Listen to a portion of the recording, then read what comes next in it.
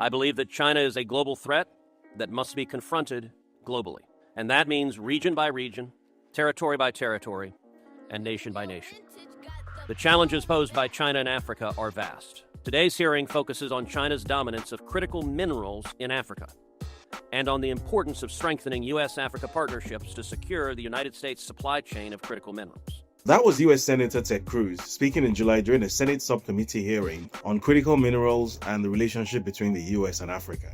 As you might have guessed from watching that clip, his entire monologue was about how the US intends to battle China for control over the supply chain of rare earth minerals, which form the basis for most of today's and tomorrow's technology. The only times he mentioned the word Africa in the entire clip, which you can find here on his YouTube channel, was when the term critical minerals came immediately before or immediately after. So it's not a secret what Ted Cruz is after and what he represents. Or at least it shouldn't be a secret to anyone who follows global news and current affairs even cursorily in this information age. Which is why it has been somewhere between disappointing and absolutely terrifying to watch the reactions of a number of people living right here on the China versus USA critical minerals battleground continent to some other things that Ted Cruz has been saying recently. Specifically, his sudden apparent fixation with saving the lives of Nigerian Christians, whom he now apparently believes are undergoing a genocide at the hands of conveniently amorphous Muslim attackers. According to Ted Cruz, who definitely absolutely knows where to find Nigeria on an unmarked global map, and isn't blatantly bullshitting his way through the world's most telegraphed geopolitical astroturfing operation, he and his buddies like the disgraced Blackwater founder and indicted war criminal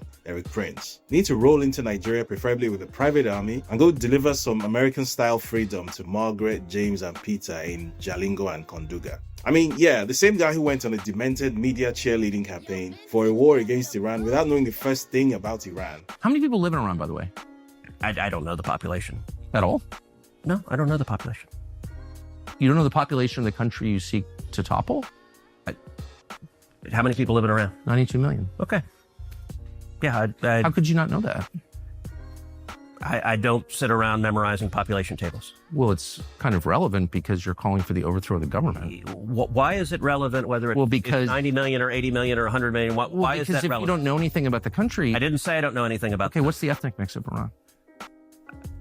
Is definitely cheerleading for another war a few months later out of the goodness of his Christian heart. And Eric Prince, you know, the guy who publicly stated that he believes Africa needs to be recolonized. And if so many of these countries around the world are incapable of governing themselves, then it's time for us to just put the imperial hat back on to say, we're going to govern those countries if you're incapable of governing yourself. You can say that about pretty much all of Africa. They're incapable of governing themselves. People on the left are going to watch this. They're going to say, wait a minute, Eric Prince is talking about being a colonialist again. Absolutely.